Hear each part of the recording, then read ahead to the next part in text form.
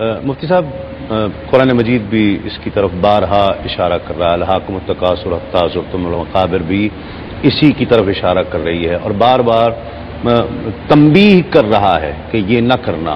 اس کے باوجود بھی کوئی فارمولہ ہے کہ ہم کس طرح اس قرآن کی بات کو اللہ کے وعدے پر یقین کر لیں، قرآن کے وعدے پر یقین کر لیں؟ کوئی فارمولہ ہے؟ دیکھیں فارمولا، مشورہ ایسا جو دے سکیں. جی ہاں بالکل مشورہ ضرور دیں گے. دیکھیں مسئلہ یہ ہے کہ پہلی بات تو یہ ہے کہ پیغام الہی کو بار بار سننا یہ فرسٹ سٹیپ ہے. ٹھیک ہے. جب پیغام ہی انسان بھول جائے گا. اب ہمارے ہاں رسم دیکھیے نا کہ بچے کو ناظرہ قرآن پڑھاتے ہیں یا زیادہ سے زیادہ حفظ کروا دیتے ہیں اور اس کے بعد سمجھتے ہیں کہ حق قرآن پورا ہو گیا.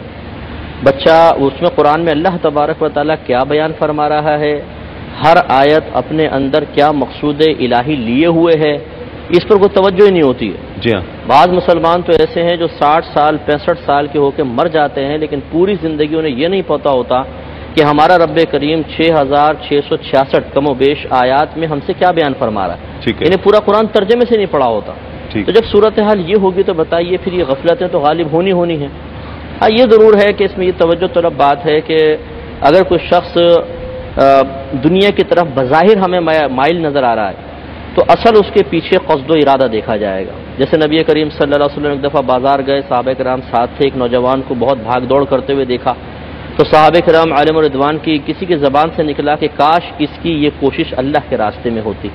تو نبی کریم صلی اللہ علیہ وسلم نے ارشاد فرمایا کہ اگر یہ اس لیے بھاگ دوڑ کر رہا ہے کہ اپنے آپ کو سوال سے بچائے، اپنے گھر والوں کے لیے قصب حلال کرے اور اپنے آپ کو ذلت سے بچائے، تو اس کی تمام کوشش اللہ کے راستے میں ہے.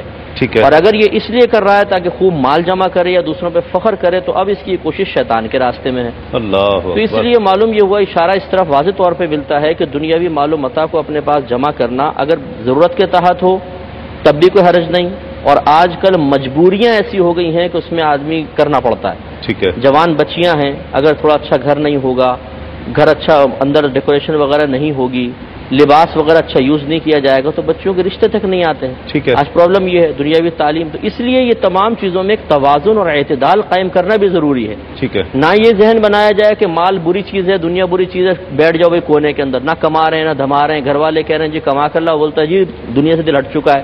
یہ بھی غلط ہے. اور یہ بھی بالکل غلط ہے کہ آخرت کو مکمل طور پہ فراموش کر کے ایسا دنیا میں مشغول ہو جانا کہ پھر نماز اور مسجد کا راستہ انسان بھول جائے. ٹھیک ہے. بلکہ اعتدال، مجبوری اور ضرورت اپنے مقام پر ہے، ہوس، لالچ اور خواہشات کی اتباع یہ اپنے مقام پر ہے.